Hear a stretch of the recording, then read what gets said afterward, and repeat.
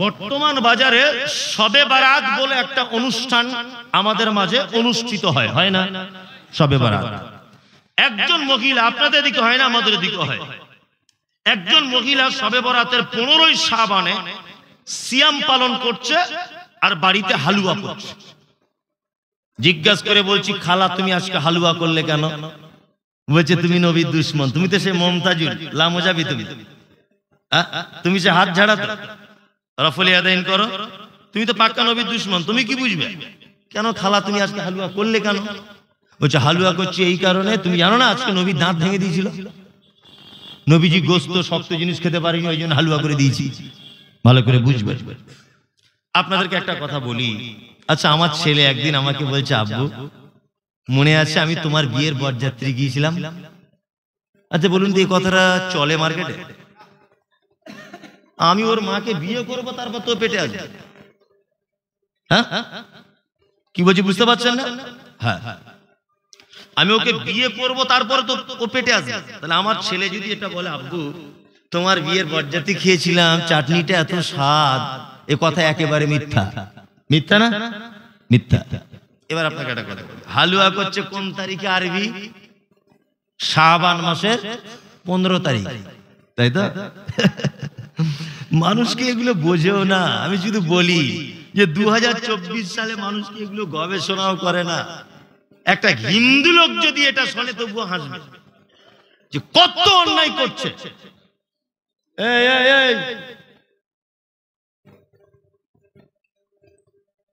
হিন্দু লোক যদি শোনে তবুও জিভ কাটবে, হাসবে, লজ্জা করবে। কেমন? এইদিকে মজার ব্যাপারটা বলি, 15ই শাবানে খালা হালুয়া করেছে, নবীর দাঁত ভেঙেছে, তাই তো? শাবান মাসের পরের মাসটার নাম কি? রমজান, তাই তো? তাহলে শাবান মাসের 15 দিন আর রমজানের 1 মাস হলো কত দিন? 1.5 মাস। এখনো পর্যন্ত আল্লাহর নবীর দাঁত ভাঙেনি।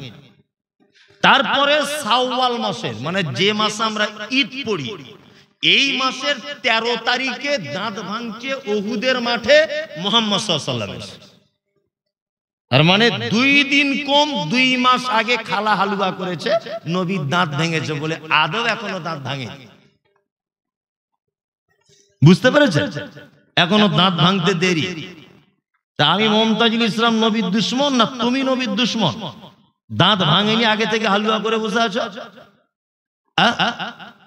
আমি মারা যাইনি, গ্রামের লোক এমনি খবর শুনে বাঁশকুটি সব কেটে রেখে রেডি করে রেখেছে, এইরকম একটা ব্যাপার। ব্যাপার নয়, ব্যাপার। আগে জানো কোন তারিখে নবীর দাঁত ভেঙেছে, কে বলেছে এটা? আল্লাহ নবী সাল্লাল্লাহু আলাইহি ওয়াসাল্লামের দাঁত ভাঙার 2 মাস আগে তুমি হালুয়া করে বসে আছো, কেমন কথা? আল্লাহু আকবার। দাঁত ওই ভাঙছে, মানে ও চাইছে যাতে নবীর দাঁত ভাঙুক, আগে থেকে হালুয়া করে বসে আছে। কত বড় বদমাশ! আল্লাহু আকবার, আল্লাহু আকবার। এইবার একটা কথা বলি, আমল করার আগে 2টা জিনিস মাথায় নিয়ে আমল করতে হবে। কটা জিনিস? 2টা। এক, আমল করার আগে বেদাত বুঝতে হবে। বেদাত কাকে বলে? কি বললাম বুঝলেন? বেদাত কাকে বলে এটা বুঝতে হবে। এবার আপনাকে বেদাত বোঝাতে গিয়ে আমি একটা যুক্তি পেশ করছি, দেখুন এটা বুঝতে আপনার সুবিধা হবে। এক, আমি একজন কাপড়ের ফ্যাক্টরির মালিক, এই লোক আমার কাজ করে না, উনি আলেম মানুষ, ওনাকে দিয়ে বলবো না, এই ছেলেটাকে দেখছি, এই ছেলেটা আমার কাজ করে। কি বললাম বুঝলেন? কাজ কি? আমাদের 24 পরগনা হাওড়া হুগলিতে মেয়েরা ওই কাঁথার উপরে সেলাই করে ফুলের ডিজাইন করে। আপনাদের এখানে করে? করে? কম করে, আমাদের ওখানে বেশি। যাই হোক, এখানকার মেয়েরা বা মুর্শিদাবাদের মেয়েরা বিড়ি টিড়ি বাঁধে, আর আমাদের ওখানকার মেয়েরা কাম সেলাই করে, কাঁথা সেলাই করে। যাই হোক, তা আমি এই ছেলেটাকে বললাম যে তোকে 10টা কাপড় দিচ্ছি, চারিদিকে গোলাপ ফুলের ছবি এঁকে আনবি, গোলাপ ফুল, আর তুই এঁকে সেলাই করে কমপ্লিট করে আনবি। তোকে প্রত্যেক কাপড় পিছু আমি 200 করে টাকা দেব। ও কাপড়গুলো নিয়ে বাড়ি গেছে। বাড়ি গিয়ে দেখছে ঘোড়ার ডিম, গোলাপ ফুল না করে যদি টগর ফুল করে দিই দেখতে আরো ভালো লাগবে, টগর ফুল করে নিয়ে এসছে। আমি কাপড়টা খুলে দেখছি, কি ব্যাপার, গোলাপ ফুল বলেছিলাম টগর ফুল দেখতে পাচ্ছি। তখন ও বলছে এইটা বেশি ভালো লাগছিল। আচ্ছা বলুন তো, ওর ভালো লাগায় টগর ফুল ও করেছে, ওর ভালো লাগাটা কি আমার মনে শান্তি পাবে? পাবে? পাবে না। দুই, ও যদি গোলাপ ফুলের জায়গায় টগর ফুল যদি করে আনে, তাহলে বলুন তো দেখি ও 200 টাকা করে পাবে না 200 টাকা ওকে জরিমানা দেওয়া লাগবে? কোনটা? জরিমানা দেওয়া লাগবে, তাই না? এইবার আল্লাহ তাআলা কি বলছেন দেখুন। আল্লাহ তাআলা বলছেন মামা আতাকুমুর রাসূল ফাখুযুহু ওমা নাহাকুম আনহু ফান্তাহু। আমার নবী যেটা দেয় সেটা গ্রহণ করো, আমার নবী যেটা নিষেধ করে সেটা থেকে দূরে থাকো। আপনাদেরকে একটা মজার কথা বলি, এর নাম বেদাত। বেদাত হচ্ছে সেটা ইসলামে নাই, হাদিসে নাই, কোরআনে নাই, নেকির উদ্দেশ্যে মানুষ করে, আমল মনে করে, তার নাম বেদাত। কি বললাম বুঝলেন?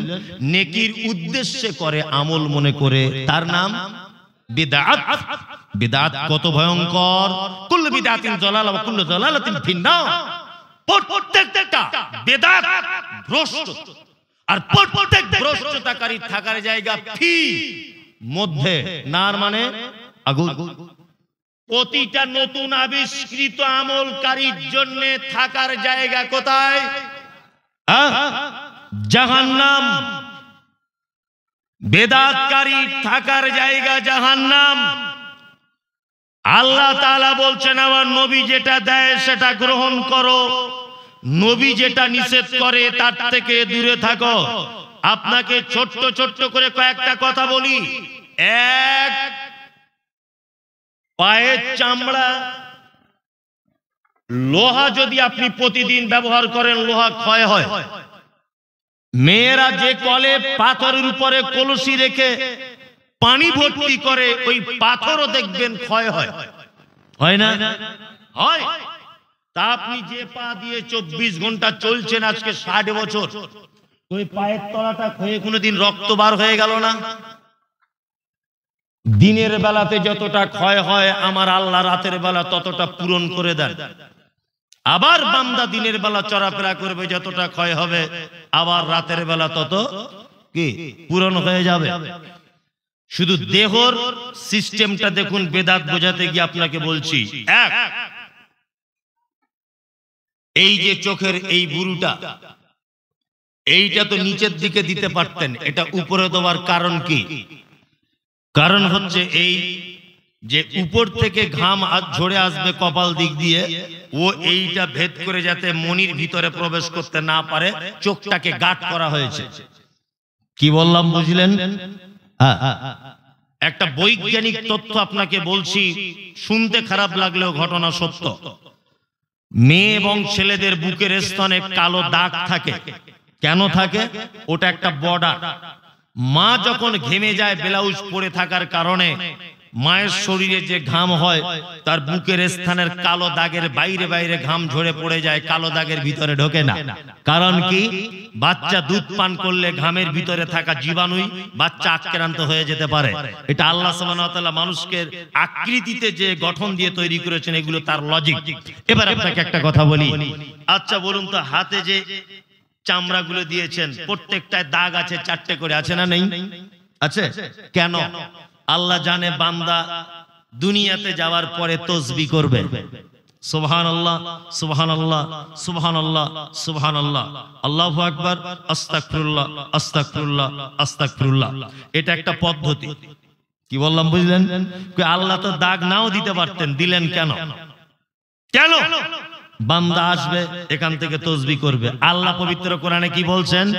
কিয়ামতের দিন আঙ্গুল কথা বলবে, হাত কথা বলবে, পা কথা বলবে, মুখ সেদিন বন্ধ থাকবে, চোখ সেদিন কথা বলবে, সারা অঙ্গ প্রত্যঙ্গ সেদিন কথা বলবে। তাহলে তাসবিহ করার জন্য আল্লাহ এই সিস্টেম তৈরি করেছেন, তাই না? কিন্তু আমরা সুবিধার জন্য ওইটাকে আবার কেউ কেউ অটোমেটিক তাসবিহ কিনে নাম করছি, কেউ কাঠের বিভিন্ন ডিজাইনের তাসবিহ, কেউ আবার আপনার লাইটিং তাসবিহ ব্যবহার করছে, নিয়ে গুনছে। গুনছে কি গুনছে না? গুনছে। আমি শুধু জোর দিয়ে এইটা বলেছি, তসবিহ হাতে গুনতে হবে, এটাই সুন্নাত। কাঠ দিয়ে তসবিহ করা বেদাত, চলবে না। কারণ তসবিহ একটা আমল, আমলে কোনোদিন পরিবর্তন করা রাইট আপনার নাই। আমলে পরিবর্তন করার রাইট আপনার নাই।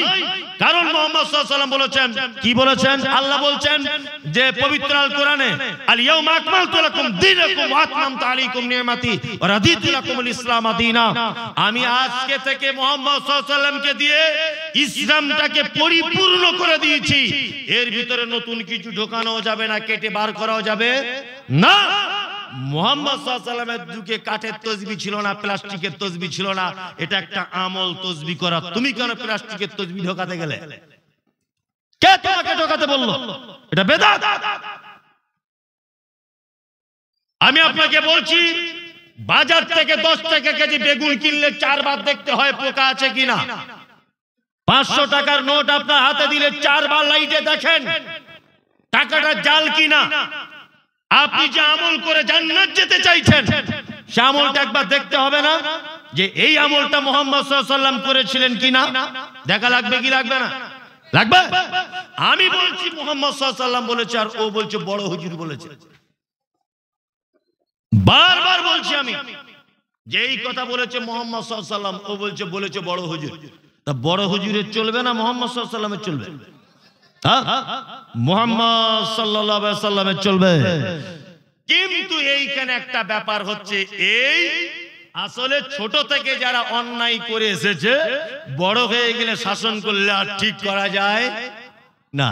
ওই জন্য মুখে একটাই ভাষা, আমার বাপ দাদা 14 পুরুষ কি ভুল করে এসেছে, বলতে যাবে না, এটা বলবে আমার বাপ দাদা 14 পুরুষ কি ভুল করে এসেছে। তার মানে ছোটবেলাতে তবু ওকে ঠিক করা যেত, বড় হয়েছে ওকে আর ঠিক করা যাবে না। এদের অবস্থা কেমন জানেন? ছোট্ট করে একটা কথা বলবো। আমি একটা গল্প আপনাদেরকে বলি 1 মিনিটের জন্য, এতে একটা শিক্ষা রয়েছে। এদের অবস্থা কেমন?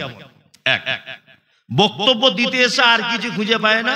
মুমতাজুলের জন্মের ঠিক নেই, ইয়াসিনের জন্মের ঠিক নেই, বেরাদার রাহুল না সিস্টার রাহুল, ওদের কারোর জন্মের ঠিক নেই। এই শুধু বক্তব্য মোবাইলে শুনতে পান না। আসলে এদের জ্বালা ধরেছে কেন জানেন? একটা জায়গায়। আর এদের অবস্থা পাগল হয়ে গেছে কেন জানেন? একটা মাত্র কারণে সব পাগল হয়ে ঘুরছে। কারণ হচ্ছে এই, একটা মেথরওয়ালা সারাদিন পায়খানা পরিষ্কার করে রাস্তা দিয়ে আসার সময় একটা গাছের ছায়াতে বসে আছে। এটা আমি অনেক সব জায়গাতে বলি। এখন মেথরওয়ালা সে ঝাড়ু বালতি নিয়ে বসে আছে গাছের তলায়, অনেক কষ্ট হয়েছে তো, চৈত্র মাসের রোদ্দুরের দিন। এখন একটা আতরওয়ালা ফেরি করছিল আতর নিয়ে, সেও গিয়ে এখন মেথরের পাশে গিয়ে বসেছে, বুঝলেন? এখন আতরওয়ালা তো এরকম করতেছিল, কি ব্যাপার বন্ধ বার হচ্ছে। ও তখন জিজ্ঞাসা করছে, ভাই তুমি কি করো? বলছে আমি, লজ্জার কথা বলবেন না, আমি পায়খানা পরিষ্কার করি, মেথর। আচ্ছা আচ্ছা আচ্ছা ভাই তুমি কিছু মনে করো না, তোমার গা দিয়ে গন্ধ বার হচ্ছে। তো বলছে ভাই আপনি তো বসলেন আমার পাশে, আমি তো আপনাকে বলিনি। বলছে না, আর তো গাছতলা পাচ্ছি না, ছায়াতে বসবো, ওই জন্য বসেছি। তা ঠিক আছে, দুজনাই যখন কাজ করি খাই, আর দুজনে যখন পাশাপাশি বসতে হয়েছে ছায়া বলে, তা ঠিক আছে আমি একটু জান্নাতুল ফেরদাউস আপনার গায়ে মেরে দিই। বাক্স থেকে আতরওয়ালা একটা জান্নাতুল ফেরদাউস বার করে ওই মেথরওয়ালার গায়ে দিয়ে দিয়েছে। মেথরওয়ালার গায়ে দেওয়ার পরে ছটপট ছটপট ছটপট করতে করতে অজ্ঞান হয়ে পড়ে গেছে। আতরওয়ালা তো খুব টেনশনে পড়ে গেছে, কি ব্যাপার? তো মহা মুশকিল। লোকটা এতক্ষণ ছিল বলে এখন আতর দেওয়ার পরে কেন ছটপট করে, কি ব্যাপার? ও তখন ওকে তুলে টোটো গাড়ি করে মালদার হাসপাতালে নিয়ে গেছে। ভয় করছে যে আমার দোষ হয়ে যাবে কিনা। ডাক্তারবাবু দেখে বলছে কি হয়েছে? বলছে তেমন কিছু হয়নি ডাক্তারবাবু, একজন মেথর আমি একটা আতরওয়ালা, পাশাপাশি দুজন বসেছিলাম, তা ওর গায়ে দিয়ে গন্ধ বার হচ্ছিল বলে আমি জান্নাতুল ফেরদাউস মেরে দিয়েছি একটু। এই লোকটা অজ্ঞান হয়ে গেছে। বলছে আচ্ছা তাই। নিয়ে ডাক্তার তো জ্ঞানী মানুষ, ও তখন বলছে এক কাজ করো ভাই, এর কোনো ওষুধে কাজ হয় না। হাসপাতালের পিছনে পুরাতন পায়খানা ঘর আছে, দেখো ওখান থেকে একটু মাল হাতে করে হোক আর কিছু করে তুলে এনে ওর নাকে ঘষে দেয়। নিয়ে ও গিয়ে পায়খানা ঘর থেকে একটু মাল তুলে এনে টাটকা মাল ওর নাকে ঘষে দিয়েছে, পুরো ভালো। পুরো একদম চাঙ্গা। তখন তখন আতরওয়ালা বলছে, ডাক্তারবাবু এটা আপনি কি করে বুঝলেন, কি করে বুঝলেন? তখন বলছে, আরে পাগল, ও ছোট থেকে মানুষের পায়খানা সেন্ট গন্ধ শুকে শুকে ওর আজকে 60 বছর বয়স। আর তুই যদি হঠাৎ করে বাবা ওকে জান্নাতুল ফেরদাউস মারিস, ও সহ্য করতে পারে? সারা জীবন বেদাত করে করে করে করে মাথা দমদম এয়ারপোর্টের মতো হয়ে গেছে। এখন যদি ওকে আপনি একটা সহি হাদিস বলেন, ও সহ্য করতে পারবে? পারবে? সারা জীবন তাবিজ দিয়ে দিয়ে হারাম ইনকাম করে এসেছে। এখন আমি মুমতাজুল ইসলাম বলছি তাবিজ হারাম, তাবিজ শিরক, তাবিজ দিলে তার পিছনে সালাত নামাজ পর্যন্ত হবে না। এই কথাকে হঠাৎ করে সহ্য করতে পারে? এ তো জান্নাতুল ফেরদাউস, ও তো মেথড। সারা জীবন হারাম কাজ করে করে, সারা জীবন বেদাত করে করে করে করে চুল পেকে গেছে। এখন যদি ওকে সহি হাদিস বলি, ও আর মানবে? বলুন, মানবে? কখনো মানতে পারে না, অসম্ভব ব্যাপার, ওর পক্ষে মানা সম্ভব নয়। শুনুন, একটা কথা আপনাকে বলে রাখছি, বেদাত যারা করে তারা কত ভয়ঙ্কর। সারা পৃথিবীতে যত পাপ আছে, সারা পৃথিবীতে আপনি 100টা লোককে মার্ডার করুন, শয়তান খুশি হবে। আপনি কাউকে গলা কেটে দেন, শয়তান আনন্দ করবে না। কি বললাম বুঝলেন? আপনি কারোর জমি জোর করে দখল করে নেন, শয়তান হাসবে না একবার, কারণ ওকে আপনি খুশি করতে পারেন। কারণ শয়তান জানে ও 100টা মার্ডার করেছে, কালকে আবার আল্লাহর দরবারে সারেন্ডার হয়ে যাবে, আল্লাহ ক্ষমা করে দাও। আল্লাহ তো বড় দয়ালু, আল্লাহ ক্ষমা করে দিবে। আল্লাহ ক্ষমা করতে পারে কি পারে না? পারে। কাউকে কোন অন্যায় ব্যভিচারে লিপ্ত হয়েছেন, শয়তান খুশি হবে না। শয়তান জানে ও মসজিদে গিয়ে খুশি ফজরে পড়ে কান্নাকাটা করবে, আল্লাহ ক্ষমা করে দিবে। ক্ষমা করে কি করে না? করে। শয়তান একটা কাজ করলে খুশি হয়, তার নাম বেদাত। বেদাত করলে সাংঘাতিক খুশি। যদি বলছেন কেন? শয়তান জানে পৃথিবীতে একটা কাজ করলে মানুষ কোনোদিন ক্ষমা চায় না, মানুষ করে নেকির উদ্দেশ্যে, নেকি মনে করে। এই জন্য শয়তান খুব খুশি হয়। কি বললাম বুঝলেন না? হাদিসে নাই, কোরআনে নাই, এরকম একটা আপনি আমল করুন, এর নাম কি? বেদাত। শয়তান জানে ও তো এটা ভেবেই করছে যেটা করলে নেকি হবে। ওই জন্য বেদাতিকে দেখে শয়তান যত খুশি হয়, আর অন্য কাউকে দেখে এত খুশি শয়তান হয় না। আর একটা কথা বলি, বেদাতিরা কত ভয়ঙ্কর। কিয়ামতের দিনে আল্লাহ নবী সাল্লাল্লাহু আলাইহি ওয়াসাল্লাম সমস্ত মানুষকে কাউসারের পানি পান করানোর দায়িত্বে থাকবেন। শুধু এক দল মানুষকে কাউসারের পানি পান করানো হবে না, তাদেরকে টেনে জাহান্নামের ভিতরে ঢোকানো হবে। আল্লাহ রাসূল জিজ্ঞাসা করবেন, কি এমন অপরাধ যে অপরাধের কারণে তাদেরকে জাহান্নামে নিক্ষেপ করা হচ্ছে?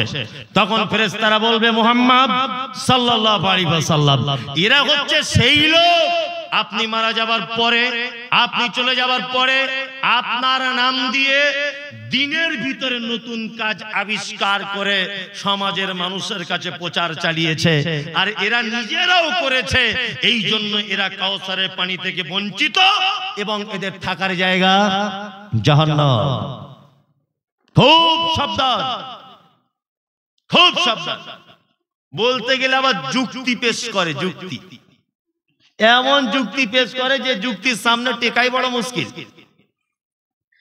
বলছে সব যদি বেদাত হবে, মাইক কি করে বেদাত হবে না কেন? কিছু খুঁজে পায় না। বলছে মাইক তো বেদাত।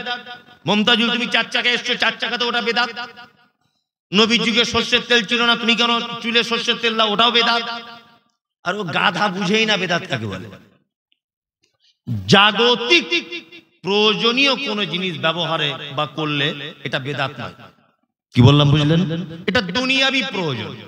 আর তুমি যখন আমল মনে করে করবে, একটা জিনিস বোঝাই, হাইয়া আলাস সালাম, হাইয়া আলাল ফালাহ। আজান হচ্ছে কোথায়? মসজিদে। মসজিদে আজান কিসে হয়? মাইকে। আচ্ছা, যদি কেউ মুখে আজান দেয়, তাহলে মাইকের থেকে নেকি কম হবে না বেশি হবে?